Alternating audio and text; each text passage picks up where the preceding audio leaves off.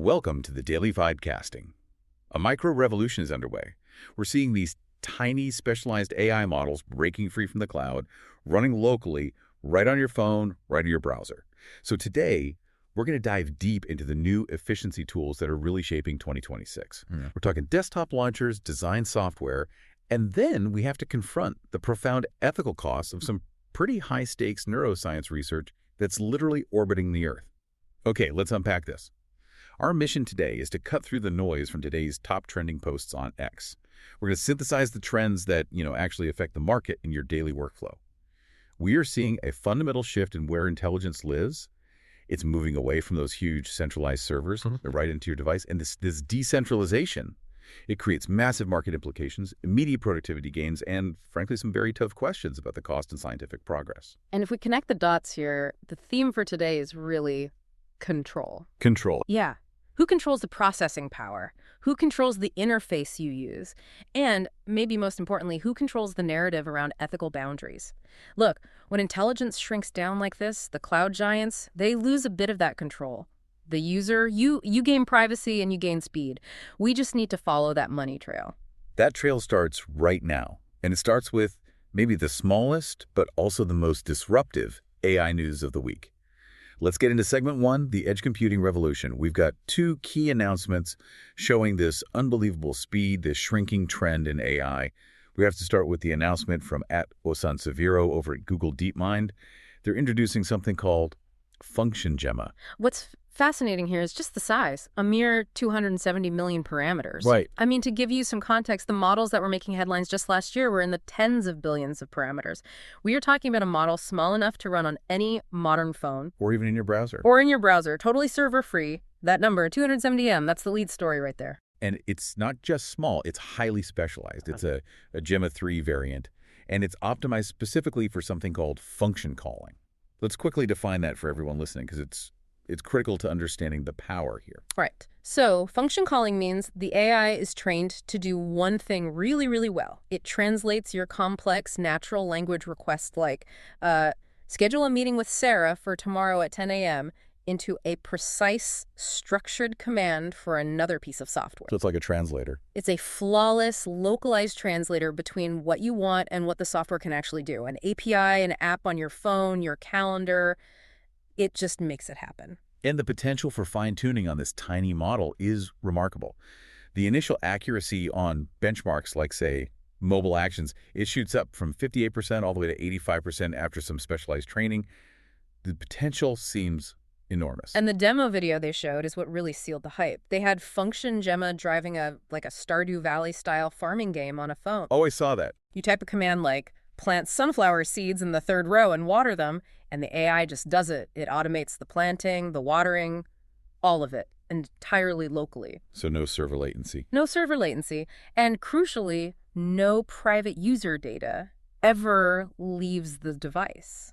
So let's talk about the second-order effects. What does this all mean for the cloud economy? I mean, we've lived in a world where these models demanded massive, high-cost GPU usage in a central location. If a 270M model can do all this locally... It's a decentralization shockwave. Right. When intelligence moves onto the device, the cloud, it becomes a coordination layer, not the processing engine. And this is vital. It fundamentally disrupts the pay-per-token business model. Let's explain tokens for a sec. Sure. For you, the user, a token is just a unit of data, a few characters, maybe a word. And the cloud provider charges you to process every single one. When that processing moves local, the ability for these big companies to bank on charging per token, that's a significant headwind for them. So it forces them to pivot. They have to move from selling raw compute power to selling, what, value-added services around the model? Precisely. They're not selling the road anymore, they're selling the traffic cop. This shift means more privacy for you, but for the titans of the cloud, it means they are now in a race to see which services are valuable enough to keep people paying for that central hub. And this ability for small AI to specialize and succeed, it's democratizing access. And that's maybe nowhere clearer than in text recognition. So shifting from function calling, we saw an equally impressive open source breakthrough, this time in optical character recognition, or OCR. There was this viral thread from Avi Chawla about a model called Chandra.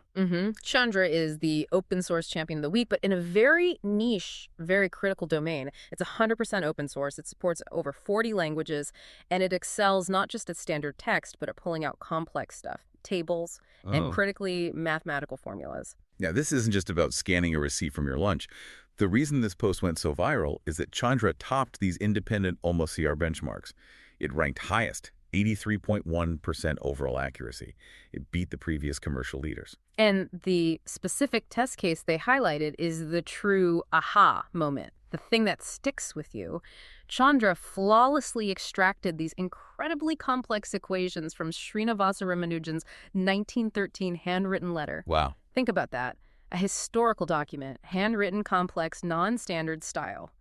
If an open source model can accurately digitize that, its potential for libraries, for scientific archives, for governments, it's truly enormous. So the bar for high-quality specialized AI has just been reset, and it was set by an open source project, which lowers the cost for everybody. Right, but we do have to apply a quick context check. While the benchmarks are impressive, the context notes mention that, real-world performance on low-quality stuff, blurry old scans, damaged papers, that might still vary, but the significance remains. Open source is dominating these specific vertical tasks like high-precision OCR. And that democratizes access to data extraction. It just speeds up the digitization of human knowledge. That theme of hyper-efficiency. It brings us perfectly to our next cluster of posts. The productivity ecosystem war is happening right on your desktop. If the AI models are getting more efficient, the tools we use to manage them are also in this fight to become indispensable. This is all about how we're going to interact with our computers in 2026. It's the constant battle, isn't it? Tools that start out small and simple, they're all trying to become the operating system itself, the one central hub for your entire digital life. Well, let's look at the Raycast teaser video. That's at Raycast. For anyone who hasn't used it, think of it as this hyperspeed, super customized search bar for your OS. It's been fighting Apple's built-in Spotlight for years. It's the tool for power users who just hate latency. And now it looks like they're trying to integrate absolutely everything. Yep. Exactly. Their 2026 redesign. It features a minimalist dark mode UI, sure, but it has integrated AI chatbots, new features like focus sessions for tracking your productivity. It even pulls in iOS companion features like AI Notes. It's a free app with over 1 million downloads that's getting very aggressive. This raises a question, though, and this is where my skepticism kicks in. Is this convergence of features, AI notes, clipboard history, focus timers, all of it, is it a true productivity boost? Or does it just add complexity and feature bloat to a tool that people love because it was fast and simple? But isn't that what people are asking for? They want fewer applications open. If Raycast can pull all of that into one unified command palette you can access instantly, why would you open 5 different apps for your focus, your notes, your chat history? The argument is the utility outweighs the milliseconds lost. That's the classic Silicon Valley trade-off, though, isn't it? Convenience versus control.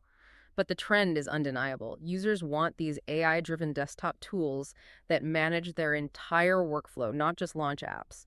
And whoever wins this battle, they effectively control the gate to a user's productivity. They become the default attention layer for the professional class. Speaking of streamlined workflows, we have to talk about design. There's a viral video from @Figma titled Made in Figma 2025. It's generating massive chatter among creative and dev teams because it's fundamentally changing that whole design to code pipeline. Yeah, this isn't just a marketing video. This is a declaration that the line between design and engineering is effectively vanishing. The context, especially from replies like one from @SubmitPO1, it highlights that these videos are showing advanced AI-driven designs. We're talking 3D renders, animations, all created and finalized inside Figma. And the implication for team structure is enormous. Figma's dev mode is cutting down iteration cycles in real workflows. And we have hard data for this. A 2025 Forrester study on dev mode reported average productivity gains of 25 to 30% for development teams. 25 to 30%. That kind of efficiency jump is not incremental, it's transformational. And this is where we have to connect it to the economic implications. Okay. If dev mode gives you this massive acceleration, what does that mean for human collaboration between designers and developers? I mean, the line between those two roles blurs even further. You might need fewer intermediate roles. Like what? like dedicated design handoff specialists or front-end QA people who just focus on pixel matching, or even some technical project managers whose main job was just translating design intent into engineering requirements. So the design process is officially becoming a software engineering problem. The prototype is now dangerously close to being deployable code. And efficiency is great for the bottom line, but optimization at this scale is always disruptive for labor markets. And when you remove friction, you often remove the specialized human roles that existed just to manage that friction. It's an efficiency paradox. Great for the company, often pretty painful for the org chart. We're going to transition now to a very different kind of efficiency, one where the cost is measured in ethics and animal welfare, not dollars and labor. We're moving from optimizing code to optimizing human adaptation. This is from a report at AJFI about China's Deer 5 cargo spacecraft launch. And this post generated some significant and very complicated replies online because it brings the harsh logistics of deep space exploration right up against our modern ethical standards. So the mission launched in December 2025. It included something called the ATEM cabin for mammalian microgravity neuroscience, and the payload, 2 male mice. The research goal is critical for future long-duration human spaceflight. They want to study brain plasticity, sensory integration, group cognition, all without gravity. And the science is vital. I mean, it's absolutely vital for understanding how a human brain adapts or fails to adapt to long-term zero-G. You have to have this information if we ever hope to colonize other worlds. They're also using this to validate AI-monitored life support systems. But here's the hard truth fueling the ethical debate. The report clearly states the spacecraft will operate for 1 year and is explicitly not rated for re-entry. And that is the crux of the moral dilemma. You have to understand the logistics first. Re-entry shielding, heat-resistant materials, the fuel for a deorbit burn. It all adds prohibitive weight and complexity to a cargo mission. So it's an efficiency decision. It's pure logistical efficiency. They maximize the science payload by sacrificing the ability to return the mice. It is, for all intents and purposes, a one-way trip. It's game over at some point for the rodents. And the debate online centers entirely on the morality of these non-return missions versus, standard lab practices on Earth, where humane treatment and return are the norm. Right. And while the mice's natural lifespan of about 2 years might mean they reach a natural end before the spacecraft is deorbited, it's the clear expectation of non-return that's so problematic for many people. Especially today. You have to weigh the potential for paradigm-shifting data that could unlock solutions for long-duration space illness and benefit all future human explorers. You have to weigh that against the certainty of the animal's fate. It echoes those historical space animal experiments, but with a much louder, more globally conscious debate happening now. It forces us to confront that scientific advancement, especially at the absolute limits of our capability, often involves these really difficult ethical trade-offs. The logistical risk for the human researchers is 0, but it's 100% for the mice involved. That's the cold cost of pushing the boundaries. A pretty sobering thought to cap off a day that's been defined by acceleration and efficiency. Let's quickly wrap up what we learned. Okay, so we saw this major power shift in AI, moving from the cloud to these ultra-small, specialized models like Function Gemma, and of course the open source champion, Chandra.